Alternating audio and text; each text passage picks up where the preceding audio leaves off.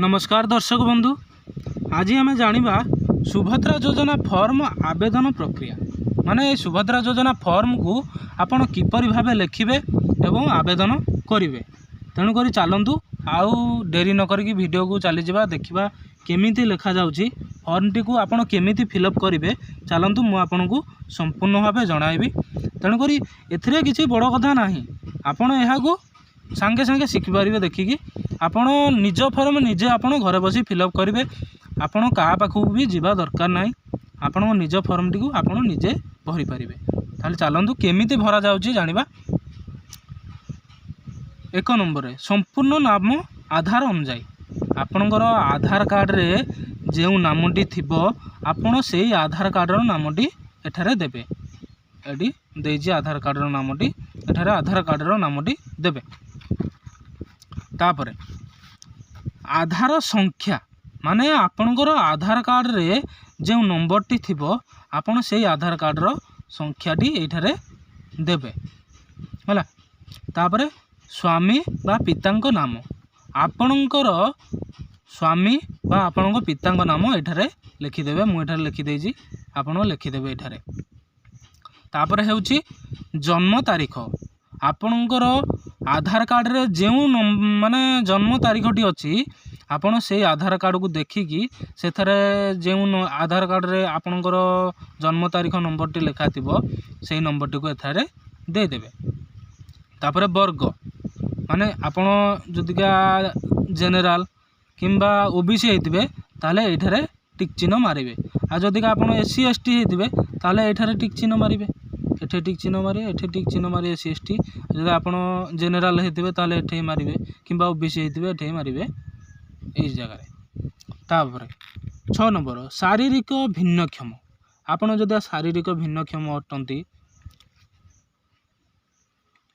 आपण जदि physically handicapped होथिबे ताले एठारे हां यस रे मारिबे ठीक चिन्ह। किंबा आपण जदि शारीरिक भिन्नक्षम होई नथिबे ताले एठारे ना एठे ठीक चिन्ह मारिबे।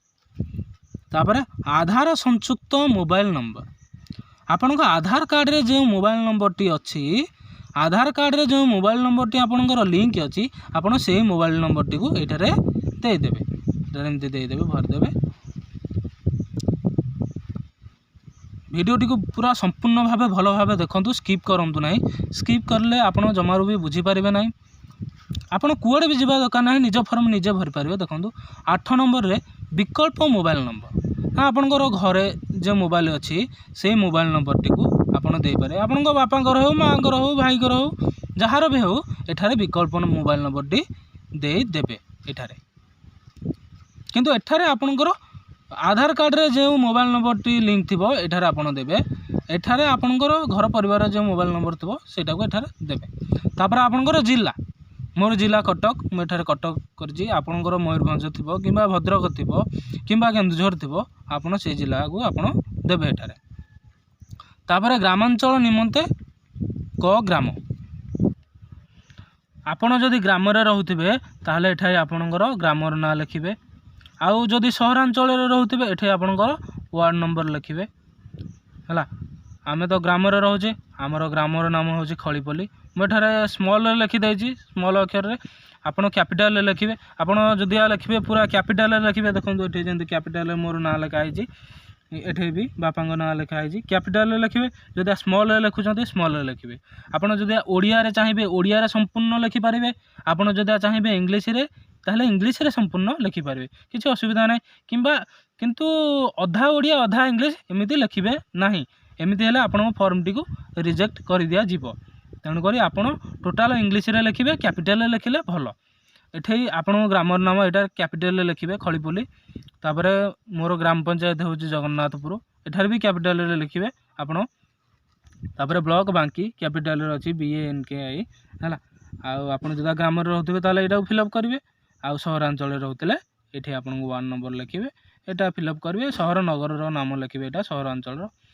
आ एटा 12 नंबर आधार सक्षम संचय खाता थिबा बैंक नाम माने आपणकर अकाउंट नंबर टा को एठारे देबे। माने अकाउंट नंबर थिबा बैंक टी को एठारे देबे। More state bank of India मु स्टेट बैंक ऑफ इंडिया लिखिदेची। आपन कानाडा बैंक होते कानाडा बैंक लिखे, बैंक ऑफ इंडिया होते बैंक ऑफ इंडिया लिखे। माने आपणकर जो बैंक रे अकाउंट थिबो, जो व्यक्ति को आपण एठारे देबाउ चाहुथिबे से बैंकर नामटी को एठारे देबे। तापर आसंतु परवर्ती पेज को जिबा। एटा एपटे हमर ना एठारे फिलअप कर देले, सब फिलअप कर देले। ताले एटा दुईटा पेज रहउची।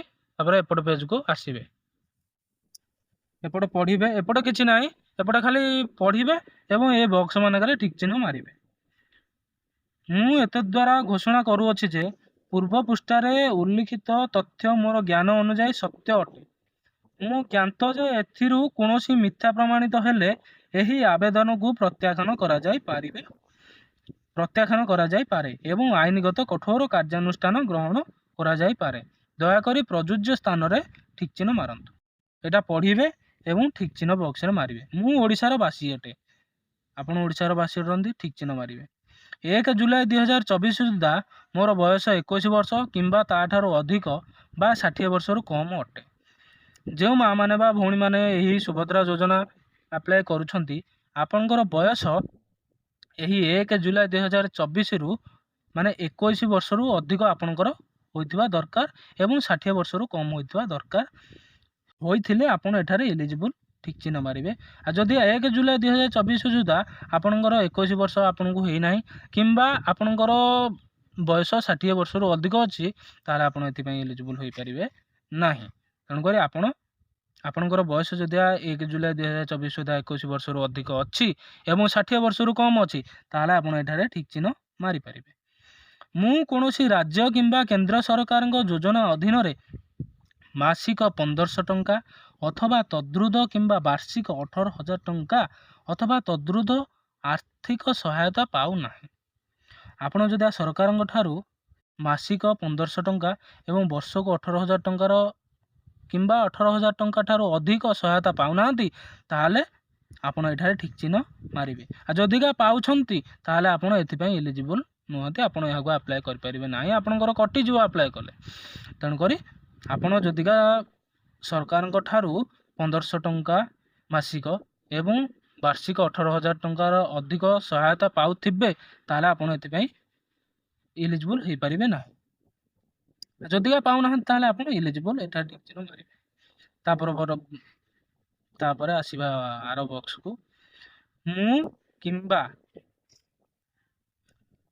किंबा मो परिवार रे कोनोसी सदस्य वर्तमानर किंबा पूर्वतनर सांसद किंबा विधानसभा सांसद एमएलए नुहंती। आपण किंबा आपण परिवार रे किए भी एमपी एमएलए होई नथिबे, ताहले आपण एठारे ठीक चिन्ह मारि पारे, आपण एथि पई एलिजिबल। आ जदिका आपण परिवार रे किए आगरु एमपी एमएलए होइछंती आउ किंबा एबे भी एमपी एमएलए होइके अछंती, ताहले आपण एथि पई एलिजिबल नुहंती, आपण कटि जाई पारंती एवं आपण ए फॉर्म टू फिलअप कर पारिबे नाही। जदि एमपी एमएलए आपण परिवार केही नांती, ताहले आपण एटारे ठीक चिन्ह मारि पारिबे। ता परवर्ती बॉक्स को आसंतु। मु किंबा मो परिवार रो कोनोसी सदस्य आयकर दाता नुहंती। आपण किंबा आपण परिवार रे जदि किए आयकर दाता बा इनकम टैक्स दउची, ताहले आपण एहा एलिजिबल नुहंती। एहा प्रति माने आपण एहागु अप्लाई कर पारिबे नाही ए फॉर्म को। आ जदिका आपण इनकम टैक्स माने देई पारो दउ नहांती किंबा आपण परिवार रे केही इनकम टैक्स दउ नहांती, ताहले आपण एथिरे ठीक चिन्ह मारिबे। माने आपण परिवार कोन माने आपण राशन कार्ड रे आपण जेतिकी नंबर अछंती माने मेंबर अछंती आपण राशन कार्ड रे, आपण बापा माँ आपण भाई कि आपण बापा माँ गोटे भी राशन कार्ड अच्छी से आपण बापा माँ भी अछंती, माने आपण राशन कार्ड रे जेतिकी मेंबर अछंती सी होचंती आपण परिवार। तांको भितरु केही भी इनकम टैक्स दउ नथिबे, ताले आपण एथि पई एलिजिबल होई पारिबे। आ ता परवर्ती बॉक्स को आसंतु जिबा। मु किंबा मो परिवार रो कोनोसी सदस्य बा कोनोसी सहरांचल स्थानीय संस्था किंबा पंचायती राज अनुष्ठान रे जने निर्वाचित प्रतिनिधि नुहंती। जदि आपण नुहंती ताहले एठारे ठीक चिन्ह मारिबे। किंतु वार्ड मेंबर बा काउंसिल व्यतीत जहाँ होइतिबे वार्ड मेंबर होइतिले चलिबो, एथरे किछि ए नाही, आपण एठारे ठीक चिन्ह मारिबे ଆପଣ ଯଦି ହୋଇନଥିବେ। ଆପଣ ଯଦି ହୋଇଥିବେ ତାହେଲେ ଏଠାରେ ଆପଣ এই ଫର୍ମଟିକୁ ଆପ୍ଲାଏ କରିପାରିବେ ନାହିଁ। ତାପରେ ମୁଁ କିମ୍ବା ମୋ ପରିବାରର କୌଣସି ସଦସ୍ୟ ଭାରତ ସରକାର କିମ୍ବା ରାଜ୍ୟ ସରକାରଙ୍କ କୌଣସି ଅଣ୍ଡରଟେକିଂ ଅଥବା ବୋର୍ଡ଼ ଅଥବା ସ୍ଥାନୀୟ ସଂସ୍ଥା ଅଥବା ବିଭାଗରେ ନିୟମିତ କିମ୍ବା ସ୍ଥାୟୀ କିମ୍ବା ଚୁକ୍ତିଭିତ୍ତିକ କର୍ମଚାରୀ ଭାବରେ ନିଯୁକ୍ତ ନୁହନ୍ତି ଅଥବା ଅବସର ପରେ ପେନସନ୍ ପାଉନାହାନ୍ତି। ମାନେ ଆପଣ କିମ୍ବା ଆପଣଙ୍କ ପରିବାରରେ କେହି ସରକାରୀ ଚାକିରି କରିନଥିବେ ବା ସରକାରୀ ଚାକିରି କରିସାରିବା ପରେ ପେନସନ୍ ପାଉନଥିବେ, ତାହେଲେ ଆପଣ ଏଠାରେ ଠିକ୍ ଚିହ୍ନ ମାରିପାରିବେ। ଆଉ ଯଦିକା ଆପଣଙ୍କ ପରିବାରରେ କିଏ ସରକାରୀ ଚାକିରି କରିଛନ୍ତି ବା ସରକାରଙ୍କ ଠାରୁ ପେନସନ୍ ପାଉଛନ୍ତି, ତାହେଲେ ଆପଣ ଏଠାରେ ଏଲିଜିବଲ୍ ହୋଇପାରିବେ ନାହିଁ। ଆପଣ এই ଫର୍ମଟିକୁ ଆପ୍ଲାଏ କରିପାରିବେ ନାହିଁ। ତା ପରବର୍ତ୍ତୀ ବକ୍ସ ଆସନ୍ତୁ। ମୁଁ କିମ୍ବା ମୋ ପରିବାରର କୌଣସି ସଦସ୍ୟ ଭାରତ ସରକାରଙ୍କ କୌଣସି ସରକାରୀ ବିଭାଗ ଅଥବା ଉଦ୍ୟୋଗ ଅଥବା ବୋର୍ଡ଼ ଅଥବା ସଂଗଠନ ଅଥବା ରାଜ୍ୟ ସରକାରଙ୍କ ଜଣେ ନିର୍ବାଚିତ ବା ମନୋନୀତ ନିଯୁକ୍ତି ପ୍ରତିନିଧି ନୁହନ୍ତି। ଯଦିଆ ନୁହନ୍ତି ତାହେଲେ ଏଠାରେ ଠିକ୍ ଚିହ୍ନ ମାରିବେ। ଯଦିକା ଅଛନ୍ତି ତାହେଲେ ଏଠାରେ ଆପଣ ଏଲିଜିବଲ୍ ନାହାନ୍ତି, ଏଲିଜିବଲ୍ ହୋଇପାରିବେ ନାହିଁ। ଯଦିକା ଆପଣ ରାଜ୍ୟ ସରକାର ଜଣେ ନିର୍ବାଚିତ ମନୋନୀତ ନିଯୁକ୍ତି ପ୍ରତିନିଧି ନୁହନ୍ତି, ତାହେଲେ ଏଠାରେ ଠିକ୍ ଚିହ୍ନ ମାରିବେ। ତା ପରବର୍ତ୍ତୀ ବକ୍ସକୁ ଆସନ୍ତୁ।